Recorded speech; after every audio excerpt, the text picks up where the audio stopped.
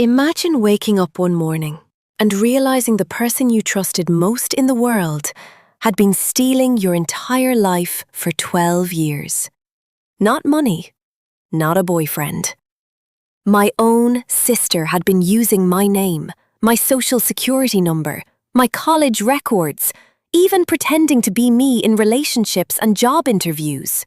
When I confronted her, she looked me in the eyes and said, "I did it because I loved you, and because you were never going to use it anyway."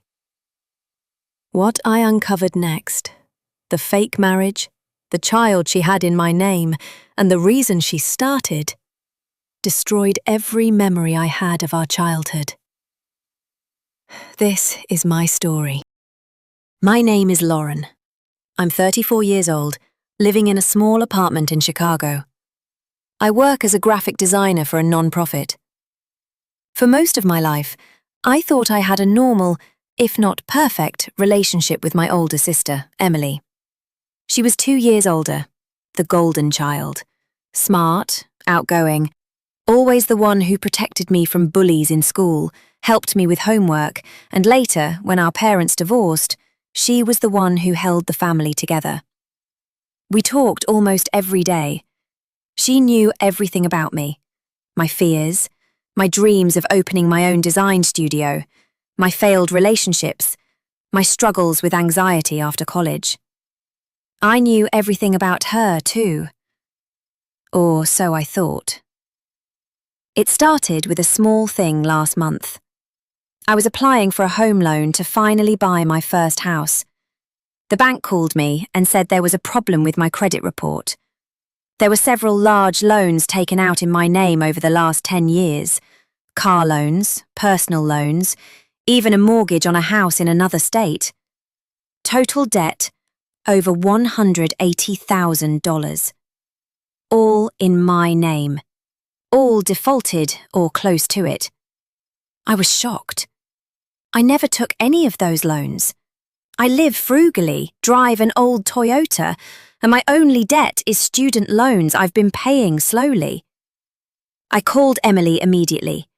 She answered on the second ring, voice cheerful as always.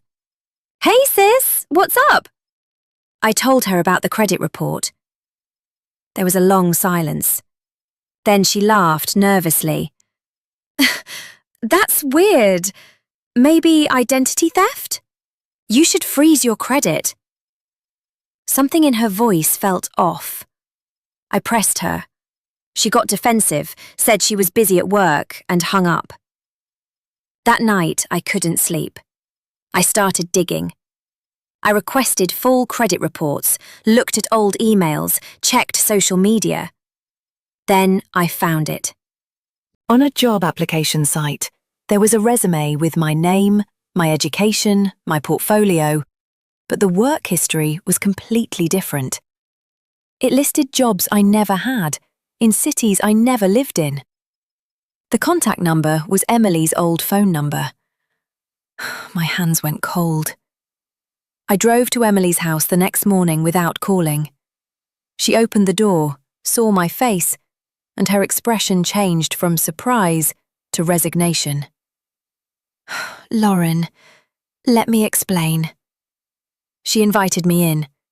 We sat at her kitchen table, the same table where we used to do homework together as kids. She poured coffee with shaking hands. Then she started talking. It began when we were in high school. Emily was always compared to me by our parents. "Why can't you be more like Lauren? She's so quiet and studious." Emily was the party girl, got into trouble, bad grades. When she applied to colleges, she used my social security number by mistake, or so she claimed, because our documents were mixed up after the divorce. She got accepted to a better school using my records. She liked the feeling of being me, the responsible one. So she continued. She changed small things at first, used my name for part-time jobs, opened credit cards to build credit for both of us. Then it escalated. When I was struggling with depression in college and dropped out for a semester, Emily used my name to finish her degree. She built a whole career as Lauren in marketing. She even dated a guy for 4 years using my identity because she was ashamed of her own past. The biggest shock: 8 years ago, she had a child, a boy named Noah.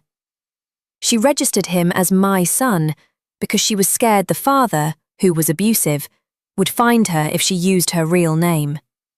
She raised him as Aunt Emily in public, but all documents listed me as the mother. She showed me photos of Noah, a 7-year-old boy who looked a bit like both of us.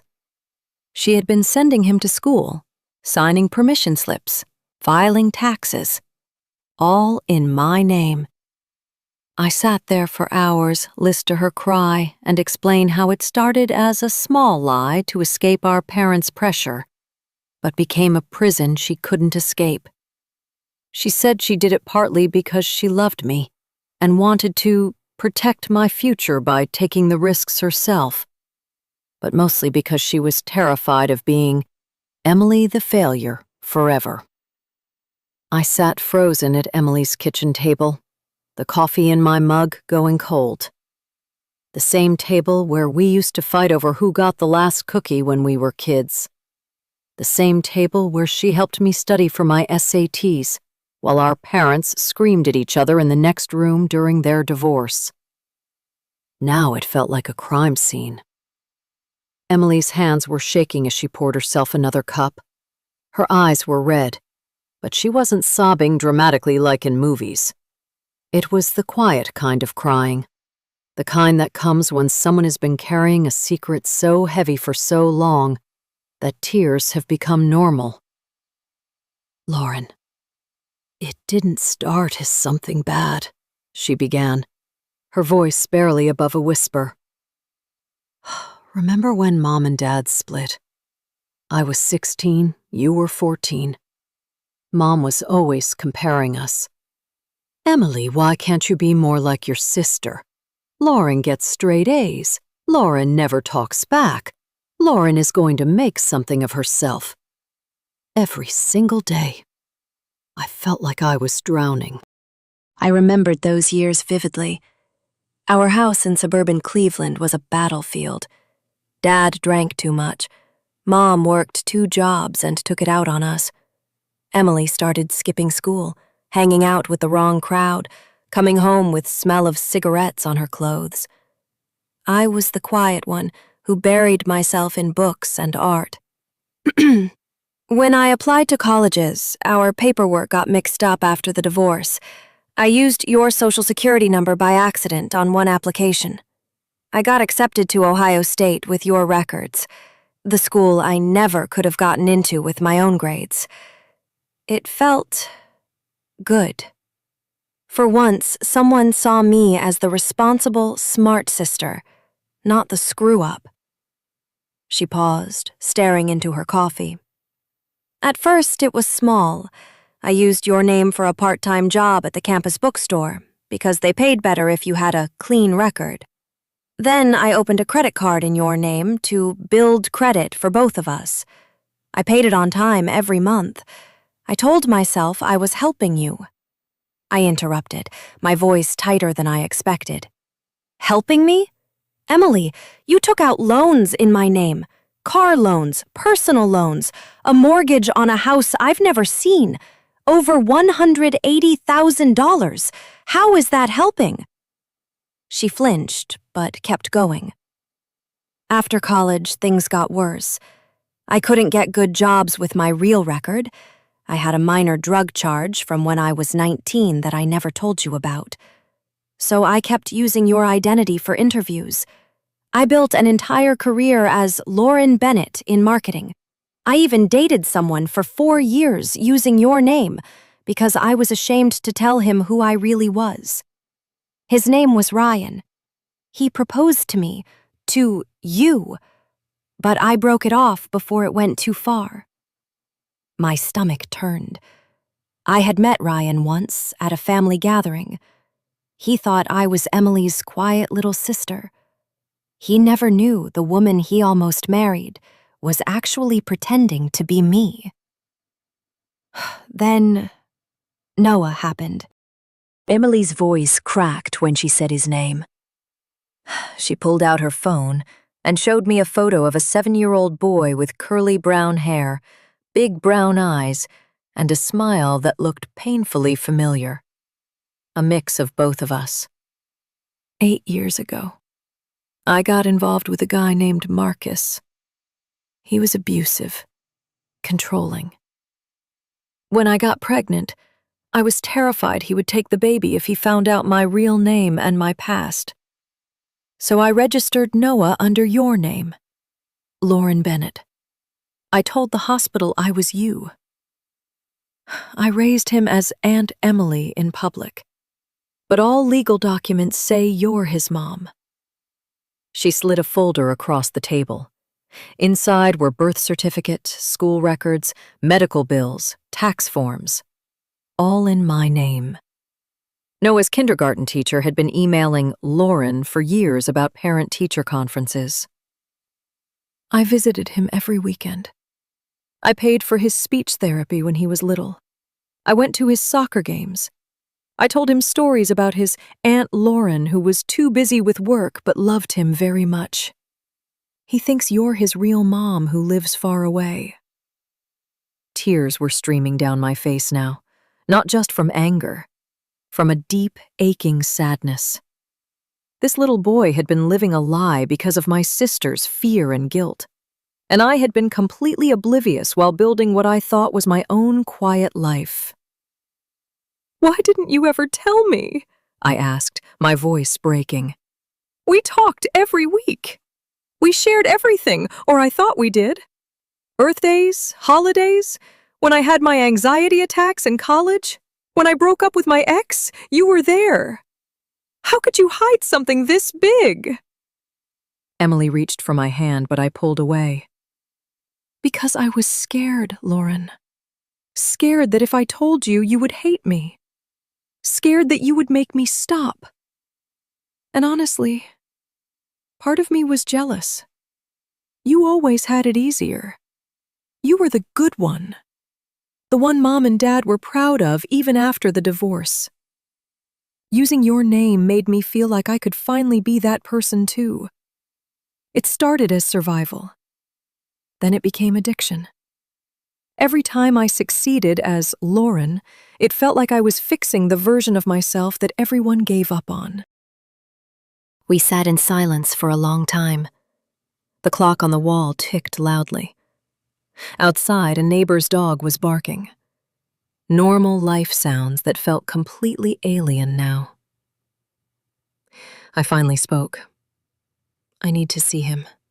Noah. I need to meet the boy whose life has my name on it." Emily nodded slowly. "He's at school until 3. I can pick him up and bring him here. But please, don't tell him the truth yet. He's only 7. He won't understand." That afternoon, I waited in Emily's living room while she went to get Noah. My mind raced through every memory. The time Emily drove 6 hours to be with me when I had my first panic attack in college. The time she lent me money for my first apartment deposit. All those moments now felt tainted, like she was buying my love with stolen pieces of my identity. When the door opened, Noah ran in first, backpack bouncing. "Aunt Emily, I got a gold star on my spelling test!" He stopped when he saw me. His eyes widened. "Are you my real mom?" The question hit me like a punch to the chest. Emily froze in the doorway. I knelt down to his level, forcing a smile even though my heart was shattering. "Hi, Noah. I'm Lauren. I've heard so much about you." He hugged me without hesitation. "Aunt Emily says you're really busy with important work, but you love me. Do you want to see my drawing?" That evening, the 3 of us sat on the floor eating pizza. Noah chattered about school, his favorite superhero, how he wanted a dog someday. Every time he called me Mom by accident, Emily winced. Every time he laughed, I felt a strange mix of warmth and unbearable guilt. Guilt that wasn't even mine. After Noah went to bed, Emily and I talked until 2 a.m. She told me more details, how she had used my name to rent the apartment they lived in, how she forged my signature on medical consent forms when Noah had surgery at age 4, how she had been slowly paying down some of the debt in my name using her own salary, but it wasn't enough. She also admitted there was one more secret she hadn't told me yet. Marcus, Noah's biological father, found out I was using a fake name 2 years ago. He's been blackmailing me. That's why the debt kept growing. I've been paying him to stay away from Noah. My blood ran cold. The days after meeting Noah blurred into a fog of sleepless nights and endless questions. I went back to my small one-bedroom apartment in Chicago's Logan Square neighborhood, the one I had proudly furnished myself with second-hand furniture and prints of my own graphic designs. The walls that once felt cozy now felt like a cage. Every corner reminded me how small and controlled my life had been, while Emily lived a parallel existence in my name. I called in sick to my nonprofit job for 3 straight days. My boss, Sarah, texted me worriedly. "Everything okay, Lauren? You never take time off." I stared at the message for 10 minutes before replying with a simple, "family emergency." The word Lauren in her text now felt stolen, even though it was actually mine. Each night I sat at my tiny kitchen table with my laptop open, scrolling through years of my own credit reports, bank statements, and old emails. I printed everything, hundreds of pages spread across the floor like evidence in a crime show. There were car loans for vehicles I had never driven, a personal loan for emergency home repairs on a house in Columbus I had never visited, and credit card charges for things like kids' clothing, school supplies, and even a vacation to Disney World that Emily had taken with Noah 2 years ago. She had posted photos on a private Facebook account under my name, pictures of a happy, single mom, Lauren, smiling with a little boy on her shoulders in front of Cinderella's castle. I cried when I saw those photos, not just angry tears. There was a strange, aching jealousy mixed in. Emily had given Noah the kind of childhood memories I never fully had after our parents' divorce. While I was working late nights as a junior designer, eating microwave meals alone, she was building a life for a child using my identity. On the 4th day, I drove back to Emily's house in the suburbs. It was a Saturday morning. The air smelled like fresh-cut grass and someone's barbecue. Normal suburban life that felt mocking now. Emily opened the door before I even knocked. Her eyes were puffy, hair tied back messily. A far cry from the put-together older sister I grew up idolizing. Noah was at a friend's birthday party, so we had the house to ourselves. We didn't sit at the kitchen table this time. We ended up on the living room floor, surrounded by old photo albums she had pulled out from the closet. The same albums we used to flip through as teenagers, laughing at our awkward school pictures. "Tell me everything, from the beginning," I said quietly. "No more half-truths. I need to understand why my own sister would do this to me." Emily nodded and started talking. Her voice was hoarse, like she had been crying for days. "It really began the summer after Dad left. Remember? Mum was working double shifts at the hospital, and we were home alone most nights. You were always the perfect one. Straight A's, art awards, teachers loving you. I was the one getting detention. Coming home with detention slips Mum would yell about for hours. One night she screamed at me, 'If you were more like Lauren, maybe your father wouldn't have left us.' I remembered that night vividly. I was 14, hiding in my room with headphones on, drawing in my sketchbook, while Emily cried in the bathroom. I had felt guilty for being the good daughter, but I never knew how deeply it cut her. So when the college applications got mixed up, I didn't correct it. Getting accepted as Lauren Bennett felt like winning for once. Then it snowballed. Every time I succeeded using your name, it fed something broken inside me. I told myself I was protecting you, taking the risks so you could stay safe and pure. But deep down, I was jealous. You had this quiet strength I never had.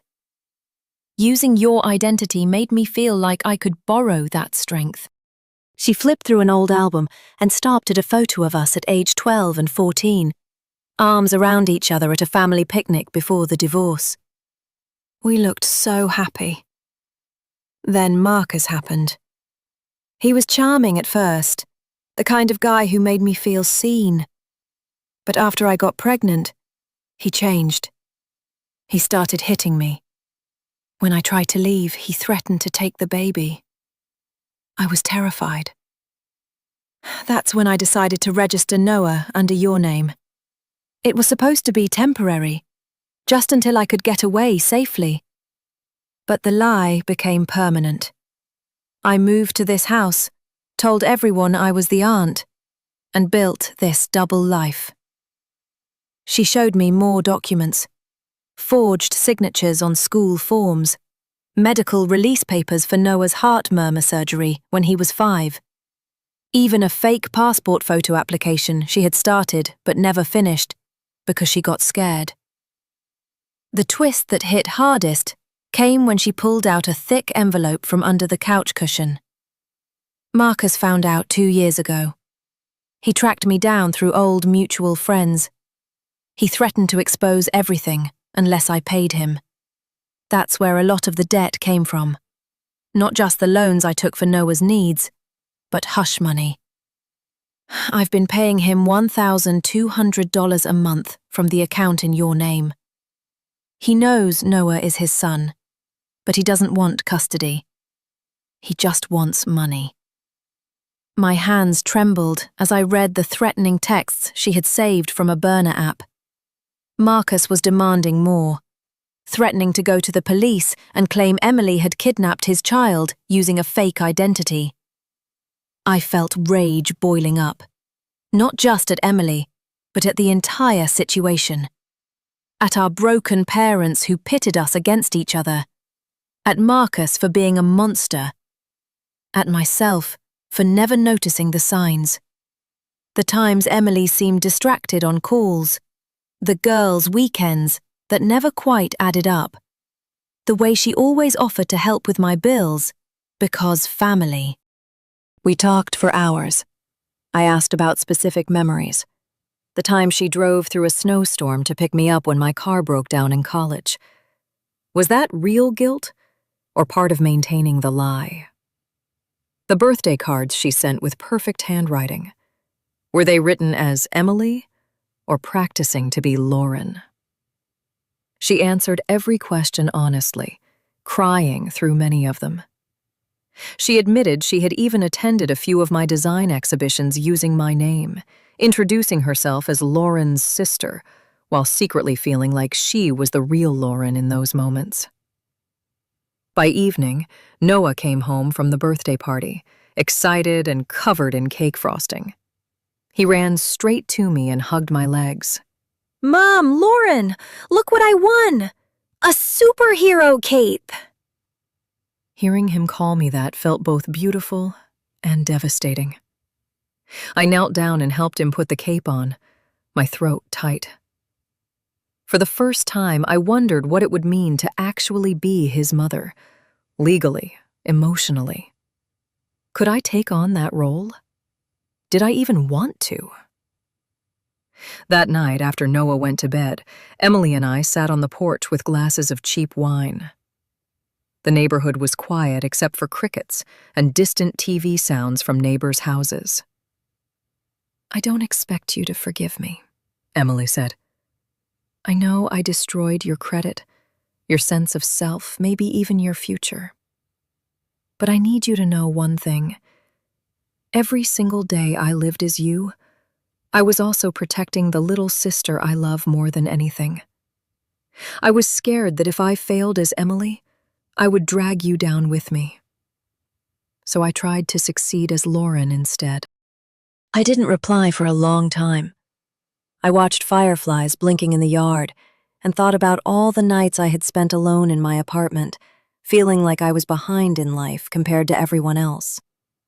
Now I realized my sister had been living a version of the life I might have had, but at the cost of my own name and peace.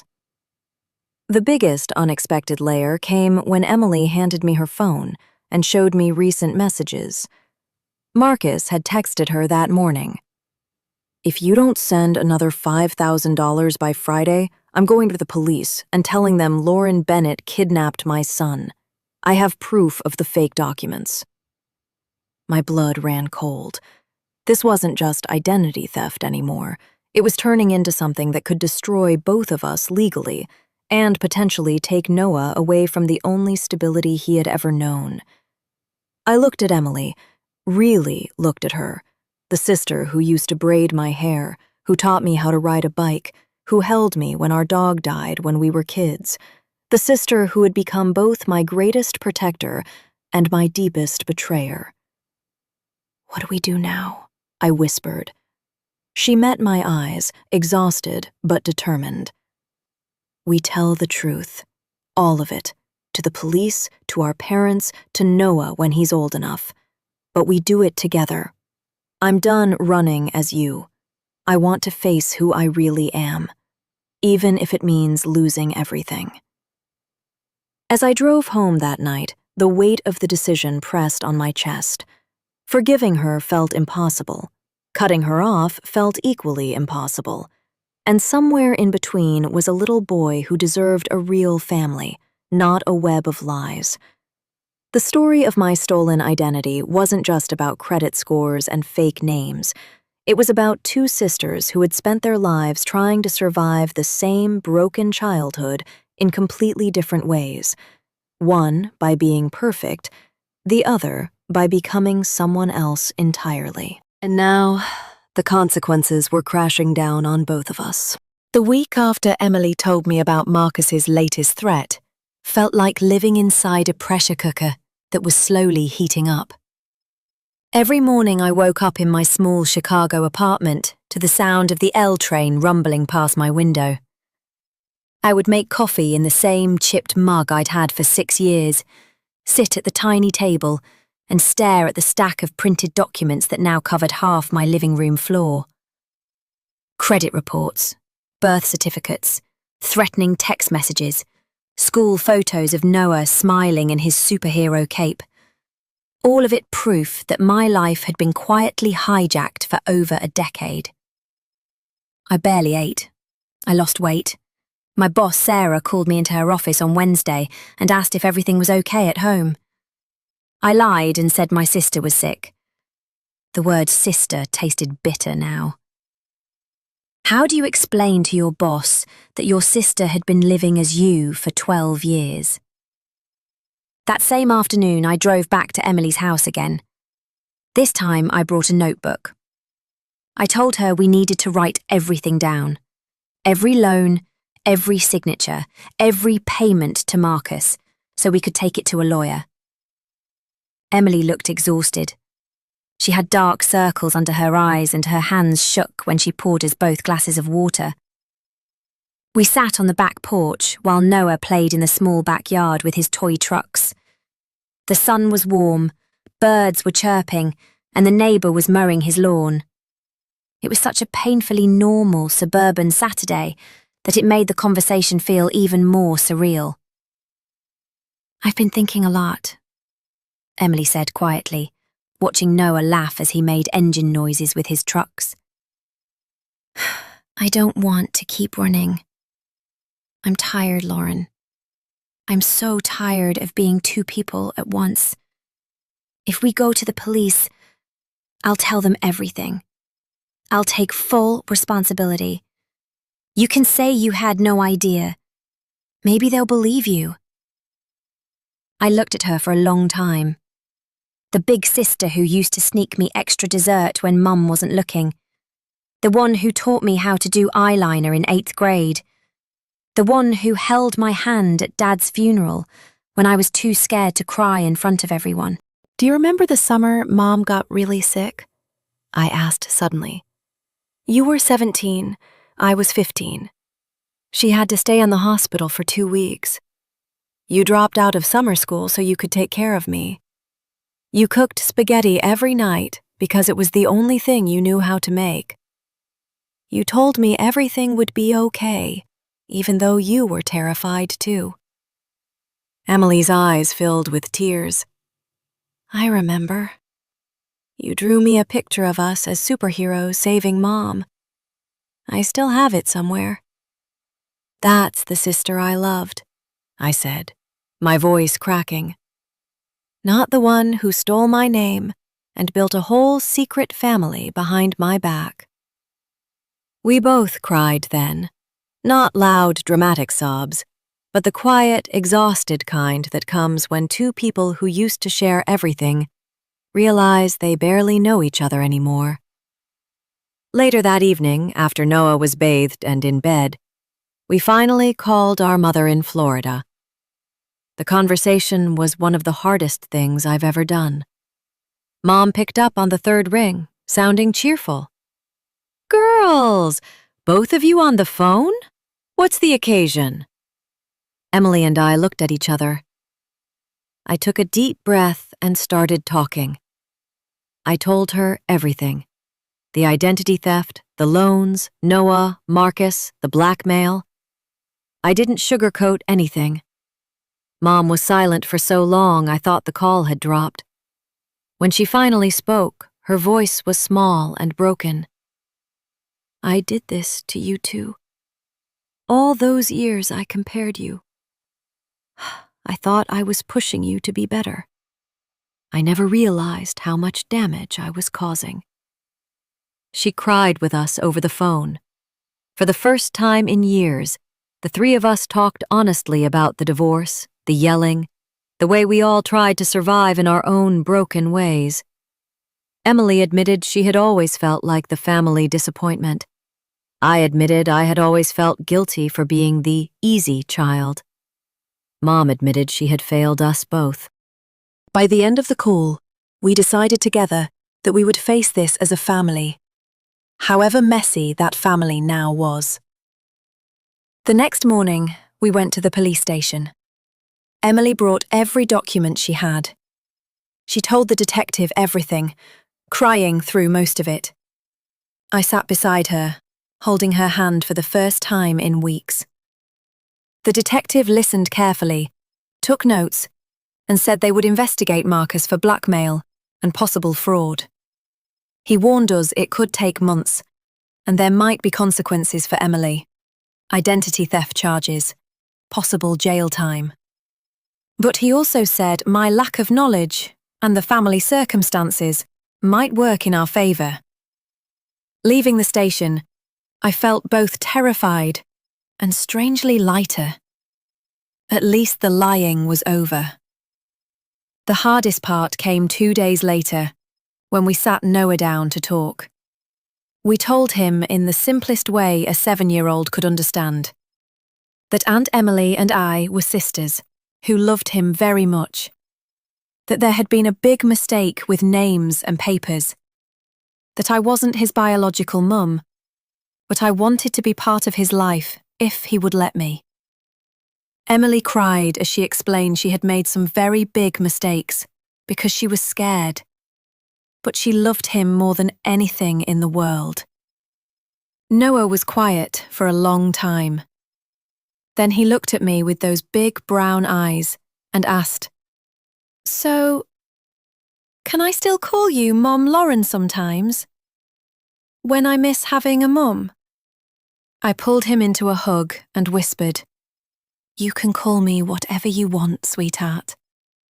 I'm here now."